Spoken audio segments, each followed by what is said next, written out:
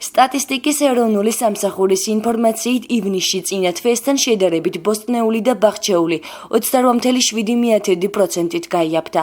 ფასები შემცირდა ხილზეც. მათივე ინფორმაციით ივნისში წინა თვესთან შედარებით ინფლაციის უარყოფითი მაჩვენებელი დაფიქსირდა და -1,4% შეადგინა, ხოლო წლიური ინფლაციის დონემ 6,1%. ეკონომისტი ლევან ოყრაშიძე მიიჩნევს, რომ დადებითი პროგნოზის გაკეთება რთულია. რადგან ეკონომიკური კრიზისის ფონზე, რომელიც უმეტესწილად პანდემიამ გამოიწვია, ეროვნული ბანკი იძულებულია შეარბილოს მონეტარული პოლიტიკა, რაც ფასების სტაბილურობის უზრუნველყოფას ხელს შეუშლის. ინფლაციის მაჩვენებელს ის მოიხსენებათ 6,1% არის ივნისისთვის მაჩვენებელი, რაც ეროვნული ბანკის მიერ განსაზღვრული მიზნობრივ მაჩვენებელზე თითქმის ორჯერ მეტია. და ეს მომავალშიც სავარაუდოდ ასე დარჩება, რადგანაც ეროვნული ბანკი ამცირებს რეფინანსირების განაკვეთს და შესაბამისად არბილებს მონეტარულ პოლიტიკას. ამასთან ერთად აღსანიშნავია ისიც, რომ ერთგვაროვანად ეს ფასების და არ აისახება ყველა სეგმენტზე მოსახლეობის, რადგანაც იგივე სათო კომპონენტი აი ამ ინდიკატორის არის 13%-ით გაზრდილი, რაც ძალიან მნიშვნელოვანი ზრდა არის და სეზონური ფაქტორების გათვალისწინებათაც კი საკმაოდ დიდი მაჩვენებელია წლიდან წლამდე თუ შევადარებთ. ანუ შაშანელი ივნისის მაჩვენებელს თუ შევადარებთ 13% არის გაზრდილი სურსათის ფასები. რაც მნიშვნელოვნად განსაკუთრებით შეჭურებულ მოსახლეობას, დაბალ შემოსავლიან მოსახლეობას მნიშვნელოვან ფინანსურ ზიანს აკეთებს.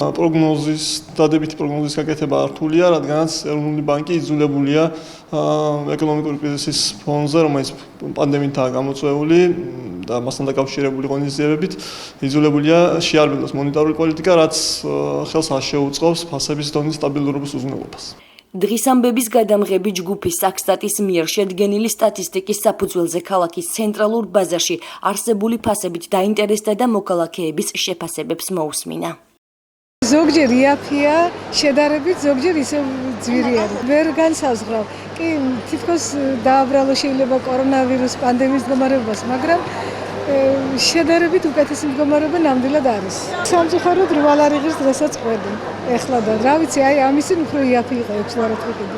ან მერყეოს ფასები უფრო მეტად გაიაფებული არის. ხანდახან არის ისე ახლა ხო რაღაც სეზონზე რო სიცხეები არის ძვირდება, როცა მოსავალი არ არის და რაღაცა გვალვა და ასე შემდეგ რო ხილი გაიაფებული არის, ბოსტნეულის გაიაფებული არის, აგერ მე ხშირად დავდივარ ამ ადამიანთან და ძალიან დაბალი ფასები აქვს ყველაფერზე, რაც საშუალება აქვს. შედარებით მათ ვიყიდე, მალინა ვიყიდე ახლა და გარგარი და უკმაყოფილი ვარ.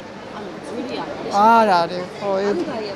შედარებად, რა 7 ლარი და ახლა 6.5-ად ვიყიდე და უშოთ ის 3 იყო და 2-ად ვიყიდე და ასე უკმაყოფილი ვარ ამ წუთში ახლა რო ვიყიდე და მაწონი ვიყიდე და ლარი და 20 მივეცი, მანდა მაინც გაძვირებული ამ ადამიანთან არ არის და სხვასთან არ ვიცი ახლა.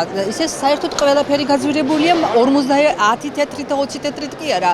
მე სისტემატიურად მაქვს შეხება პროდუქტებთან, იმიტომ რომ ყიდულობ ბაზარში, მაღაზიაში არანორმალურად არის 2 ლარით და 3 ლარით რო პროდუქტი გაძვირდება და ხელფასის მომატებაზე კაციშვილი ხმას რო არ იღებს, როგორ უნდა ვიცხოვროთ არ ვიცით. ეს მე მგონი მიზანმიმართულად და შეგნებულად ხდება. ახლა შევიძინე 2 ლარი იყო ბულგარული და ახლა გაცილებით არის და 30.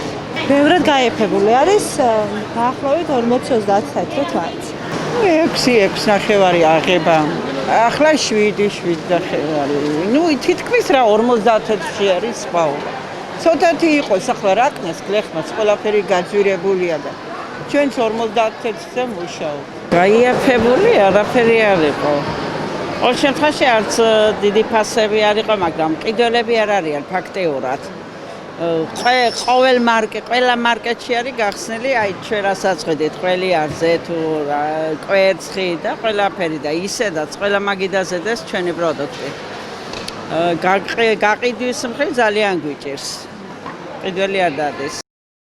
რაც შეეხება წინა წლის ანალოგიურ პერიოდთან შედარებას, ოფიციალური ინფორმაციით ივნისში წინა წლის შესაბამის პერიოდთან შედარებით ხილი 46.5%, რძის ნაწარმი 17.2%, პურ პროდუქტები 10%, ხოლო ხორცპროდუქტები 13.1%-ით გაწვირდა.